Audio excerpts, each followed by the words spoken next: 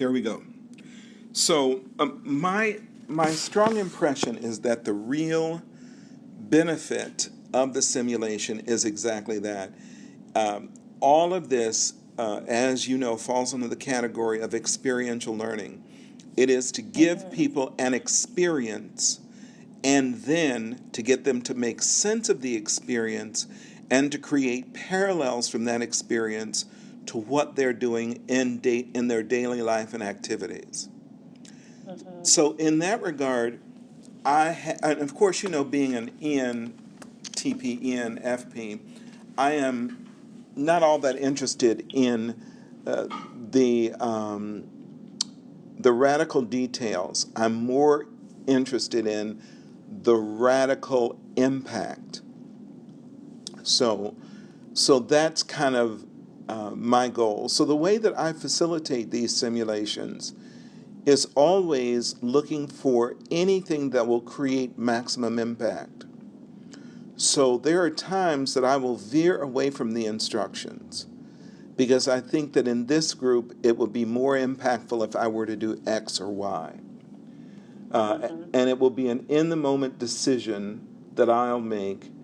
And as far as I'm concerned, it's an experiment, and we'll see how that experiment goes and what impact it has when we stop and ask people, you know, what was it like? How did it work? What did you learn? How does this look like what you do on a daily basis when you're in your jobs and interacting with your folks? What did you learn from looking at yourself or looking at others that is meaningful to you? What might you want to try differently based on what you saw and learned here once you get on the job? Those are the kinds of questions that ultimately we want to come out of this with, so that the real learning that comes out of this is not a list of 10 or 15 things you've identified, but a list of 10 or 15 things they've identified based on their experiences. Because in the end, that will have far greater impact than anything you or I or anybody else not involved in the experience could come up with. And to me, that's why this is so fun and why it's so lively and why every administration is a learning experience. None of them are the same. So let me say that at the outset. Now, let's go with your questions.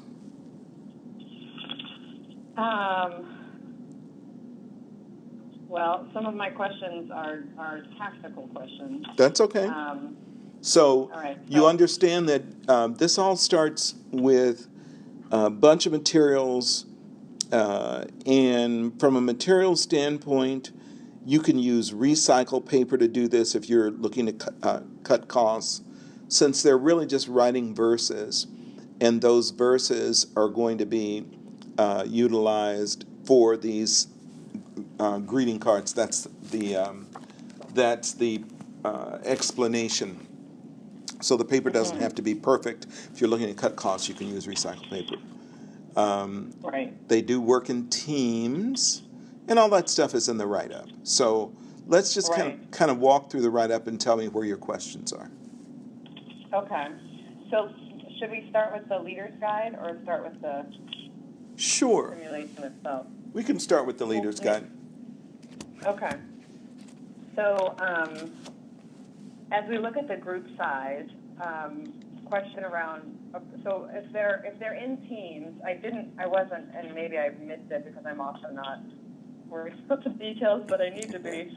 Are they in 2 teams of 12? Are they in 4 teams of 6? Or 2 teams works best. And, okay. And the reason for that is ultimately they're going to be presenting these verses that they've created to a third party.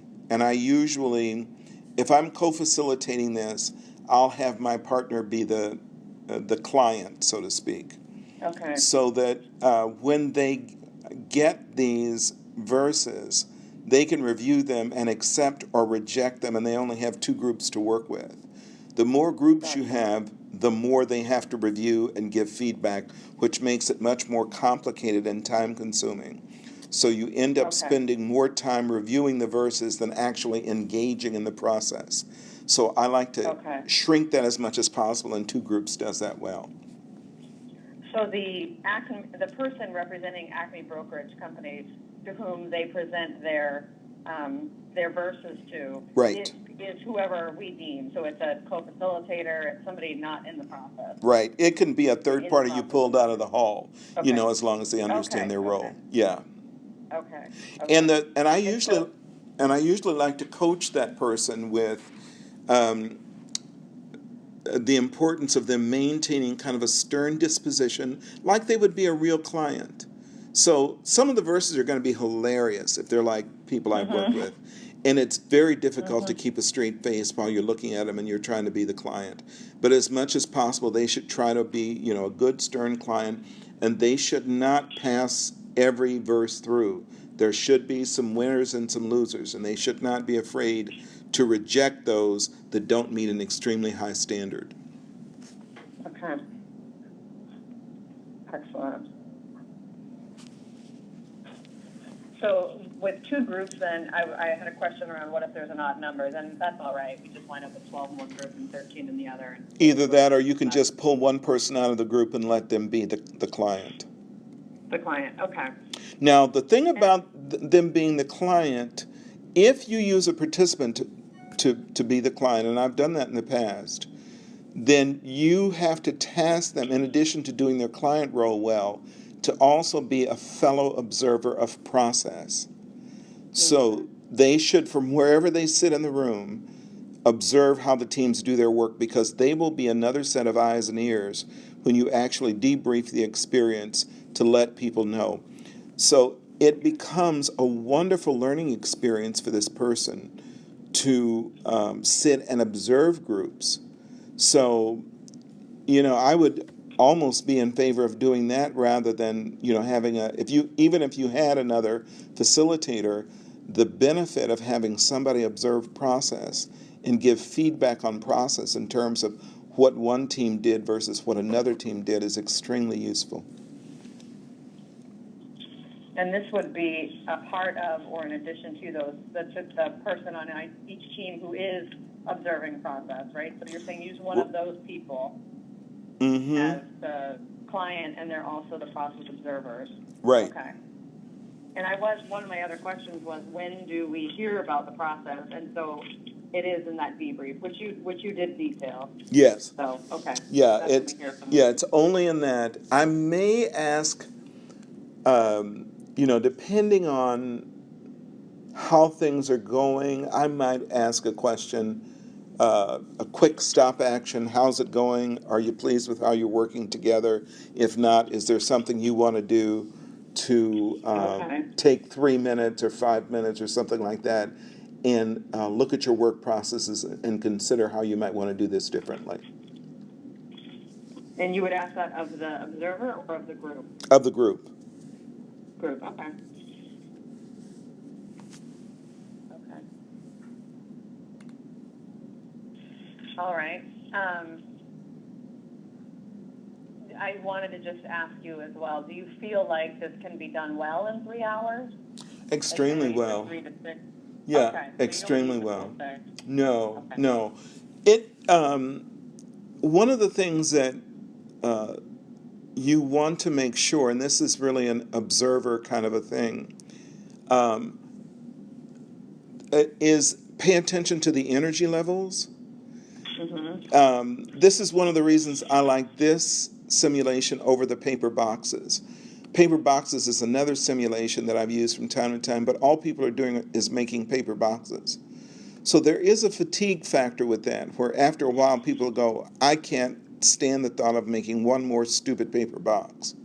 Now with these, what I will do is I will create, if I was going to extend this to a full 6 hours, I would create all kinds of crazy, what we call them, themes for them to write cards on. So I might say, write a card, write, humorous mother-in-law cards, or write cards for Groundhog Day, or any number of things, just to keep the creativity going and keep the energy going. Because once the energy starts to wane, the exercise becomes really, really flat. So, and I also have been known to shorten the rounds. I will tell people at the beginning, you will have work rounds that will consist of 8 minutes, 10 minutes, whatever the time is. But if the energy starts to slow down, if it starts to get sluggish, then I'll announce you have 2 minutes left. Because usually they haven't kept track of time, they don't know what time is, and it's a way to kind of get the energy going. The goal is to really keep the energy going, so that they will do what comes naturally and not have too much time to sit around and contemplate their navels. Right. Right. I liked the greeting card categories you already came up with. I was curious about the sensitivity cards. Is that ambiguous for a reason? And just it is. Yeah, it is. Interpretation. Absolutely. Absolutely. think yellow cards for facilitators was a special one as well. Oh yeah, oh yeah. It is so much fun. When I would train facilitators, I would always use this for a number of reasons, because people just really get into it, and it just shows so much about how we organize work, how leadership emerges, both formal leadership and informal leadership, how process is determined, whether or not process can be re-examined if it's no longer working. So from a supervisory standpoint or managerial standpoint, whether you're managing people or products or an assembly line or knowledge workers, it's all in there. This is a very nice micro cosmic example of how that works. I'm very excited. So I don't think I said this yet, but thank you. I'm not sure if I even said thank you yet. Thank you for putting this all together and being willing to talk me through it and coach me through the facilitation of it. I really am grateful. Well, in a big way. Yeah, I'm glad to do it. And I want you to have fun with it. That's, to me, what these are about. I love these because they are fun. And the thing that I have learned over the years of doing these, if you stay clear about why you are making the changes that you're making, then you can play, mad scientist all day. As long as you are clear, I really want them to, for instance, I want them to think about their process. So I'm going to give them a 3-minute time to kind of examine what they're doing and how they would change that. Or I want them to learn what it's like to respond to pressure demands. So I'm going to say you have 3 minutes left, and they thought they had 7 minutes left. Well, the market is demanding your product sooner, so you have 3 minutes. Get on it. As long as you can be clear about why you're doing what you're doing, and you can tie the actions that you've taken to a reality of the business world. Sometimes we do get deadlines that are accelerated. We don't always turn in stuff exactly when we were told originally it was due. Sometimes it has to go in earlier. So the question is there a real life corollary to what you're asking them to do? If there is, then it's fair game as far as I'm concerned. Okay. And so if I were you, you may want to sit down and brainstorm some things that you might do, rather than trying to think of, I can do something in the moment. Now, if you're comfortable doing something in the moment, that's fine. But if you just want to have a list of 5 or 6 or 10 things that you could spring on them. As you're saying this, I made a note that said, talk with Steve, read these ideas. So thinking, some brainstorming about what we know is in the business right now. And this will be a mixed group, but they'll all be from Goodwill. So absolutely. And so a lot of the things you could come up with could parallel the very things that are happening within Goodwill, which gives them a chance, in this simulation to see how they respond. Mm-hmm. So when you're to the point of debriefing later, you can ask them, do you ever see activities in your daily life that parallel the things you saw in this simulation? Mm-hmm. And if they answer anything other than yes, then you know they've been asleep at the wheel, because Right. you've really designed this to parallel as much as possible. Mm-hmm. I had a question about the times. So on I'm kind of jumping around. That's Sorry, okay. but the bulletins are 8 p.m. and in the facilitator guide we say it's now 7 a.m. So is it supposed to be then that evening they're producing, or? No, no. In fact, the times in the bulletins that you have are the ones that were right out of the original document from which I got this Okay. exercise. What I usually do is I will tell people it is 7 o'clock in the morning. I think as I did in the Leader's Guide, it's 7 o'clock in the Yeah. morning, and you're about to begin your first bit of work. And then I will say, your first bulletin is going to be coming out. And usually I might rewrite those memos that you have to be like 8 o'clock in the morning. It's 8 o'clock in the morning, and your first memo is going to be coming to you shortly. So Okay. I would retime that. So adjust those, change those as you need them to add to the credibility of what you're doing. And so it's best if they do mirror the actual time coming? Doesn't Or matter. No, not really. Doesn't matter that much. Okay. Yeah. Okay. All right. What else? Okay, so I know. So when I was reading the simulation, I understand that they've got to get their own, their own roles. Right. They determine who's going to fill what role, and they can even create different names and whatnot. Right. And in the leader's guide, when it says that you bring the completed sheet should be provided to the division accountant, is that us assuming they're going to know to think of a division accountant or something of that nature?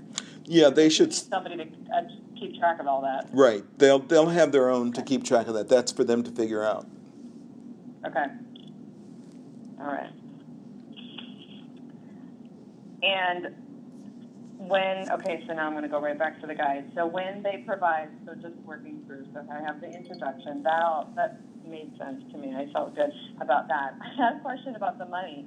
Do they really all get the money and pool money together and borrow from each other to have $5 from each member? That's the way that I've done it in the past. Okay.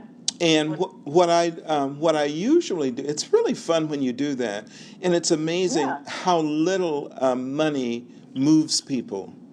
I've done it with as little as $5 and with as much as $20. When I've done this exercise with more high-ranking individuals who are more likely to have $20 in their pockets, then I will do that. I will charge them $20. And so that adds to the level of energy and excitement, because I will say to them, the winner of this activity will have the pot of money to determine what they want to do with it. And and that is so fun. A lot of them will kind of take the chicken way out, and they'll say, okay, everybody gets their $5 back. I've had groups that have said, one group took the money and went and bought lottery tickets, and they won a little bit. I think they won $75 or so, in addition to what they had from some of the tickets. And they bought Toys for Tots for Christmas. Oh, nice. I've had other groups that have just taken the money and taken their group out for drinks. Right.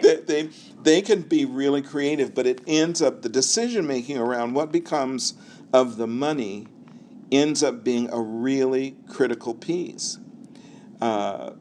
And it also has been a real positive experience for them, in terms of making donations, giving it to this group or that group or the other group, or we learned about this need and we'd like to take this money and donate this in the name of our class to satisfy this need. So it ends up being a nice little pool of money. If you have, if you got 20 or so people, or even 10 people, you got $50 there, which is a nice sum to do something meaningful with. Mm-hmm. And how, I may have missed it, but as I'm looking at, I wasn't sure exactly how you determine who is the quote unquote winner. Is it from the rating sheet? It or is from the client sheet. Okay. Well, it is from the rating sheet, Okay. and also from their productivity. Okay. Because they're going to have, and again, you can make that up however you like. So, Okay. and I would change, I'm a P, so I'm not hung up on any of this. So, I would, sometimes I would say it's going to be based on your productivity as reflected by the client's feedback. So you got a client who's been looking at your work, evaluating your work, and is now going to tell you this is good work, bad work, and is going to buy so many of your cards. So that'll tell you what your sales have been.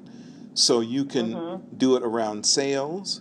You could do it around a mixture of sales plus organization effectiveness based on their pre and post rating scores. So, whatever feels like it would be the better learning outcome for you, I would go with that. Okay. And the rating sheets are basically, let me just go into it real quick. They are basically sort of like self-assessments, like a pre-assessment, right? Yes, and then they do the same one as a post-assessment. Okay. And then it's how many units per hour, so we do have that actual number of posts. Okay. Right. Okay.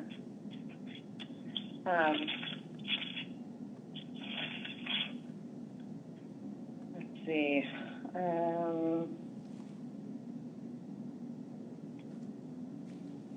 Some of these we've already answered. And the feedback that we want to ensure participants get feedback as soon as possible on the acceptable verses. That's from the client, correct? Exactly. Gotcha. Okay. It does sound like it'll be really fun. It's just great fun. Participants. Yeah. And the more you do it, the more you will find just wrinkles you want to apply. So, I don't think I've ever done it the same way twice. In fact, I don't think I'd know how to do it the same way twice. Because I like, and because, is this the first thing you do in the training or not? Remind me how it... No. Well, this is great. This is a note I have for you. So we're kicking off the management development program with 2 days back to back. So everyone who goes to the program starts with their 2-day course. Right. And the first day is the first half of the first day is all introduction to management development program, which is an intro to what the program is, talking about how adults learn, and they learn by doing and not just by listening, and the 70-20-10 rule, and getting them really clear about what their intention is, what their learning objectives are, what they want to get out of it, what they're committing to themselves, and what they're committing to their direct reports, because these are all supervisors and above. So all of that, sort of getting them really clear about what's going to happen and what their commitment is. And then in the afternoon, we were going to start and I'm wondering, we may decide to do this in the afternoon, I'm not sure, but in the afternoon was the foundations of management. So just getting people to understand, what's your job as a manager. So you're not a peer anymore, so we'll cover peer today, boss tomorrow, that type of thing. Okay. Talk about, you have goals. You need to set goals. There's people management and there's tasks. So you have people and tasks that understanding both. Really more of a foundational, not getting into really skills like delegation, coaching, prioritizing, not that, but more, what does it mean to be a manager? Talking about goodwill goals, talking about citizenship, and how you sort of translate that into your everyday work. So I think we call that making things happen, Right. foundations of management. And then the second day is either going to start with this, or I'm wondering if it might make sense to start with MBTI, or, these three elements, the afternoon on day one, and these two can go in any order that we think is most appropriate. So we're going to do, we have the simulation, and then we also have the condensed MBTI. I would suggest that you do the simulation first, Okay. because the simulation will give you a lot of data in terms of how people act and react with one another. That'll give you some hints as to the personality types that are present. So, Okay, would you recommend doing the simulation in the afternoon of day one, or would you say in the beginning, the morning of day two? I like the morning of, I like the morning of day two better, personally. Okay. Yeah. That's where it is currently. Okay. Excellent. Yeah, so the other thing that's happening the morning of day one is we have them do a pre-assessment. So understanding the program, what's their role as a manager, reflection, how are they doing now, how do I build my skills and confidence, what support do I need, how do I get that support, and we talk all about who's goodwill, citizenship, all of that good stuff. So yeah, okay, good. This will go day two, the morning of day two, which is where we currently have it slated. Okay. I was curious about, you mentioned in the, I think it's in the facilitator guide or in the write-up, that it's important to do some sort of getting to know you that morning. Now, they will have already had a day together. What are some things you do before you launch right into the simulation? Would you do something that morning if they've already had the day before? Since you've had them, are you doing a kind of a icebreaker when they arrive, or no? Well, yes, I would plan to. I just was curious if you have some that, tie nicely into the simulation, knowing that it's their day two together, like what you would recommend. If it's day two, I wouldn't. Yeah, if it's a day two, I wouldn't do an icebreaker on day two. The only thing I might do on day two at the very beginning is a time of reflection. One of the things that I like to do whenever I'm doing any kind of leadership or management development is trying to encourage people to develop the habit of reflection. And so I might start day two with break into groups of 2 or 3 and talk about something that you learned yesterday that is likely to have an impact on the way that you manage or lead. Okay. Just a way to get them talking, a way to get them thinking, and a way to get them kind of connecting the dots around the purpose of this is not just for you to get exposure like you're getting at the mumps, but a way for you to really develop a way of thinking about what it means to lead and to reflect on what you've been exposed to and how that might affect your ability to lead. I oftentimes quote Peter Vail, who wrote the book Managing as Performing Art, where Peter says that the days of the future are days where there will be a greater need for thought and action. And for many of us, we are heavy on thought, others are heavy on action, and to the exclusion of the other. And so one of the norms that I always say I think is extremely important is that we both learn to act, to do the things that we need to do, but also to think on those and where necessary to change those. So, what would you offer? The preamble would be shorter than that, but the goal would be for them to spend some time talking to somebody else about, I really thought about X last night, or I was thinking about this while I was dealing with my kids, or while I was coaching soccer, or whatever it was that I was doing. And this has some relevance. So, and that's a nice way to set up the simulation, because you're going to be asking them to do that in greater detail and with more guided questions at the end of that simulation. Mm-hmm. That makes great sense. Perfect. In my day 2 of the retail leadership meeting this week, so in the first day we're talking about strengths and individual, we're doing Strengths Finder, and then we're starting prioritizing. Then in my day 2, the opener, so to speak, is pulling from the day before. You know, what strength are you going to use here today as we're actually taking these? Which strengths are you going to lean on as we take these priorities that you've all thrown up on the wall and prioritize them into a plan? Mm-hmm. So it's similar. I like that. Good. Plus, it just helps to deepen the learning, right? Right. Excellent. Okay. All right. This is so helpful, Ollie. Thank you so much. Oh, I'm glad to do it. I have so many notes. Okay, so scoring. I think I'm good with that. If I had any anxiety, it's about messing up the sort of the data keeping of it. It's like I'm so concerned about it's probably because it's not a strength of mine, the details and the data and what we have scores on flip charts. How will they know? How will we know who won? That's the anxiety. If I had anything, it's about that. Well, I would say keep it simple, Melissa. That Okay. the goal is not to produce IRS auditors. It's a very simple data keeping device. So, however you need to simplify it to make it manageable, do that. Now, bear in mind that there are some implications of how you keep scores, because that'll help determine the winner. Mm-hmm. And if you have, if you're doing this co-facilitating, if Peggy's working this with you, have her keep track of the scoring. That's what I do. Mm-hmm. I assign that to my co-facilitator, who may double as the Acme person, and I focus more on the facilitation, keeping the process moving. Okay. And do you do that when you keep the score? Is it like you can keep it on your own piece of paper, or is this something that is getting tallied as you go and people need to see it? So it's up on a slide or it's on a flip chart, or is it just something you can keep on a piece of paper? No, they're keeping track of their own.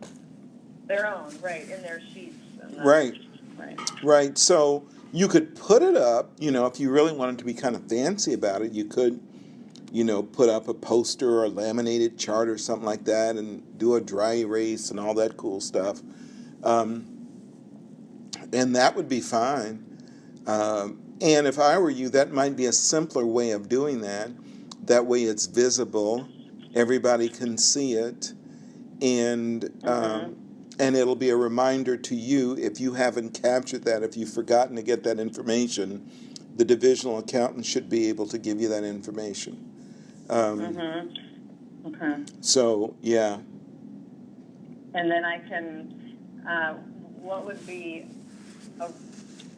we capture the creative feedback? So say the productivity reflected by the client's feedback, or the creative.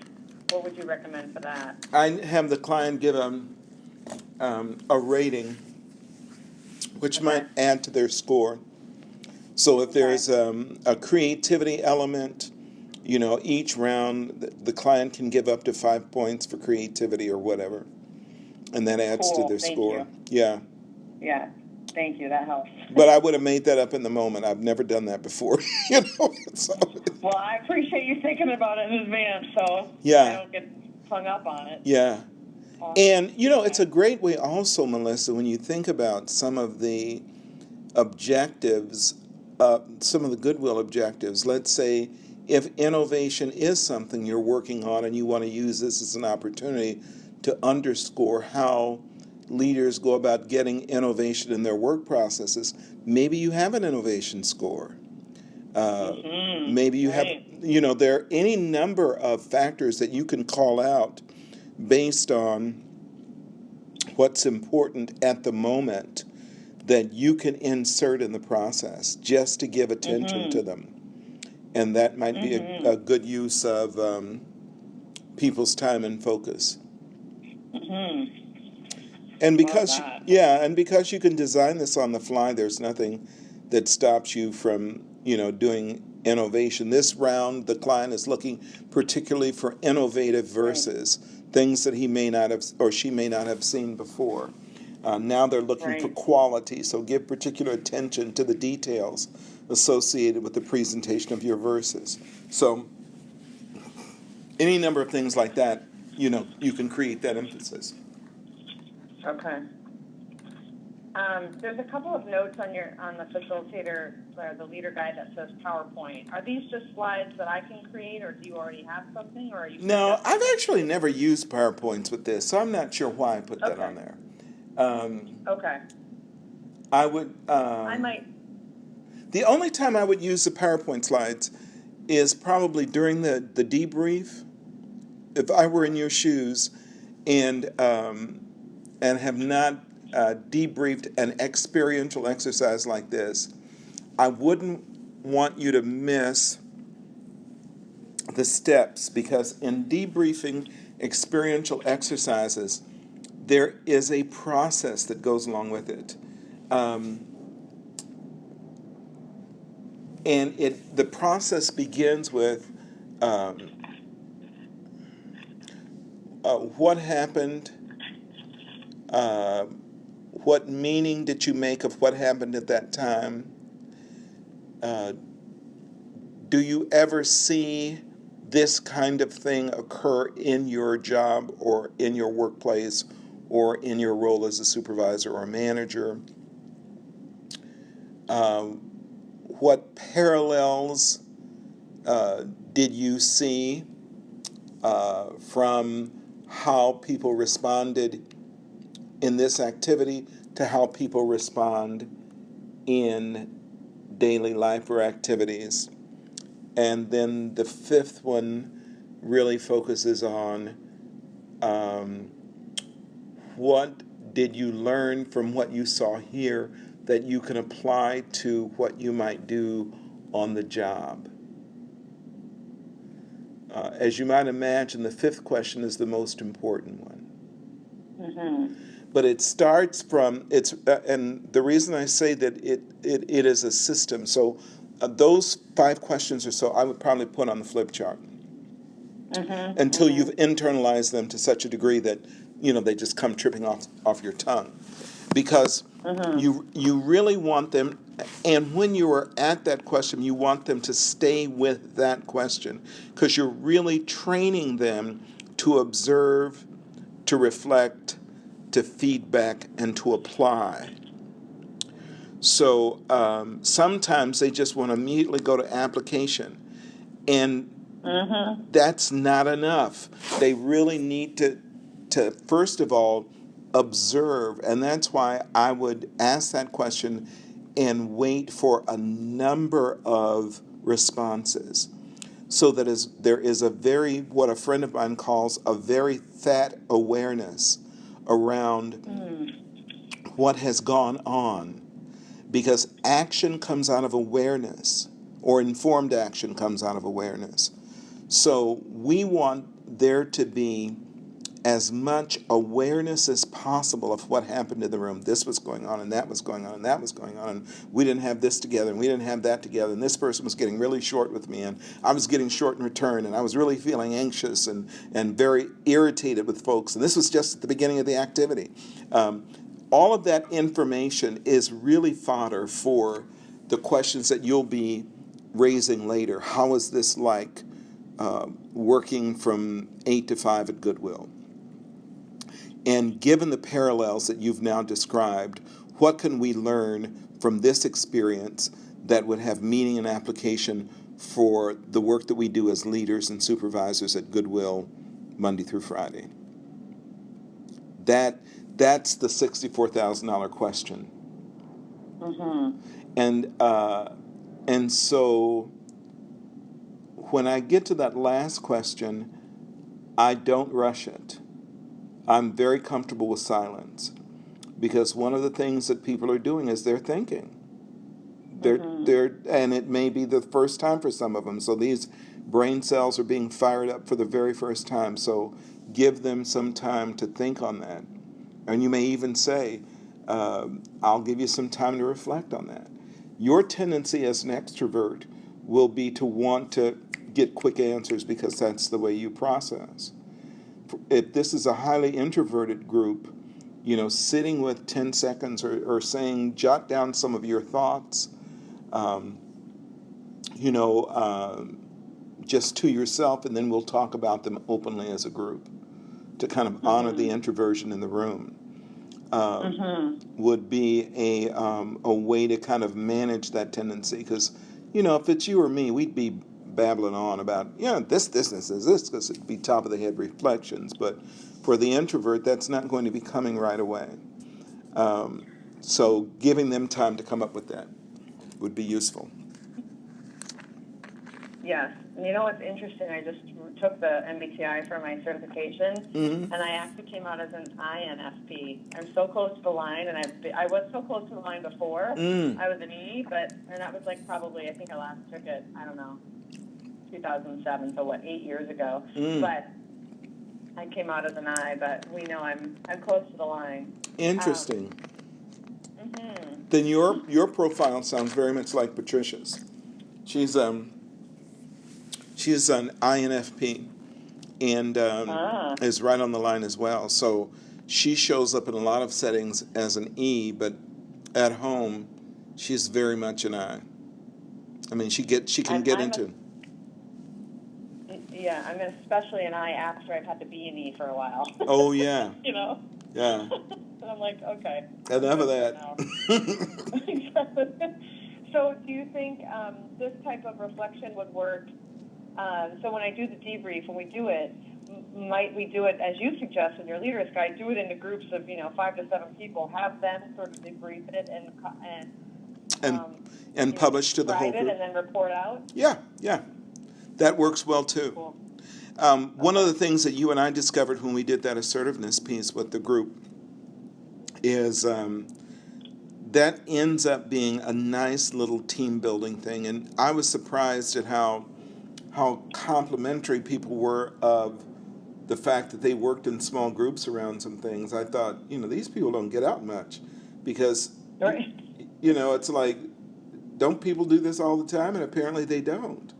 So it's usually the talking head. So any opportunity you have to get them dialoguing with one another, which also creates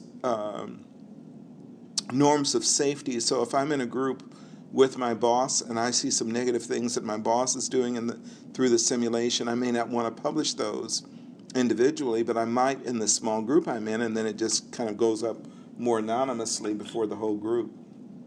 Right. And I tried to write down those questions, but I only had 4. So can I tell you what the debrief questions I have that I wrote down from you just now? Well, I tell you what I'm doing. I am recording this whole thing.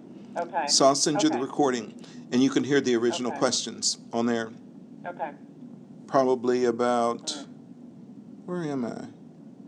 Probably about 30 minutes into this recording. It's currently about 43 minutes long. So. Okay, great. Thank you. All right. Let's go through my notes one more time on this last couple pages.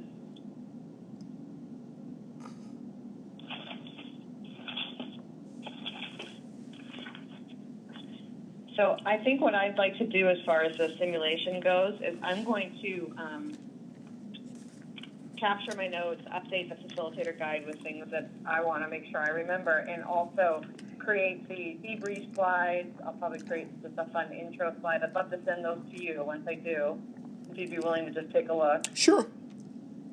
And by then, once I go through all the notes that I've just written down, I may have a couple more questions, and I'll reach out about those if that's all right. Of course.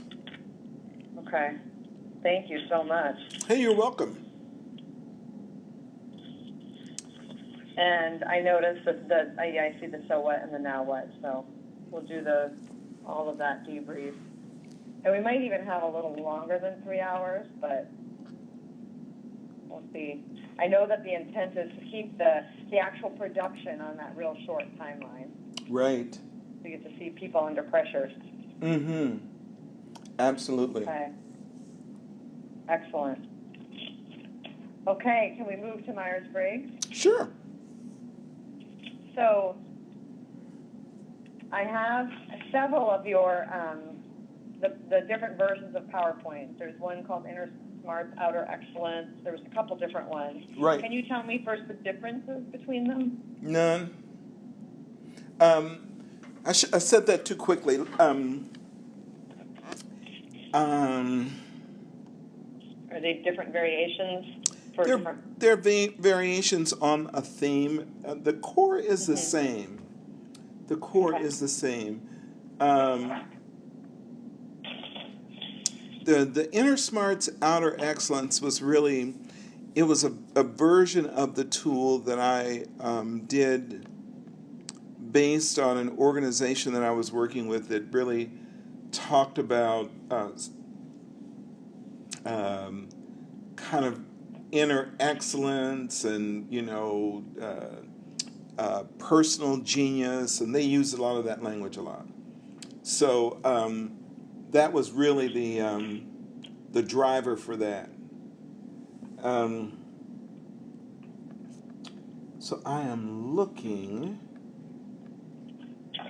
Oh, isn't this convenient? I just found the note I sent you.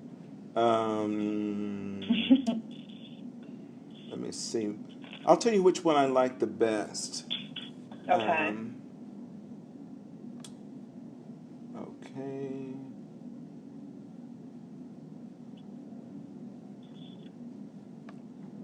Okay. Oh, yes. Okay. Okay. Okay.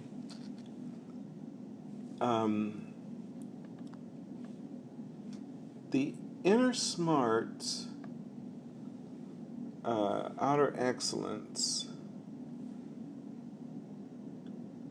may be the one I'm going to recommend you use. Although they're very close together, the core of them is very much the same. I have a number of ancillary things. I'll send you some of those as well. I was looking to see if I had sent you some, because one of the things that I like to do in addition to the presentation is give them all kinds of information about. I have this one handout of the Myers-Briggs types of famous people, for instance, which is really a lot of people really enjoy reading it because it's some MBTI folks guess as far as the MBTI types of presidents, actors and actresses, or other people that are well known. I'll have to find that stuff. I'm pretty sure I know where it is. Yeah, but I have several things like that kind of add to the process. So how should we do this? Do you have questions here again, or do you want me to just start babbling?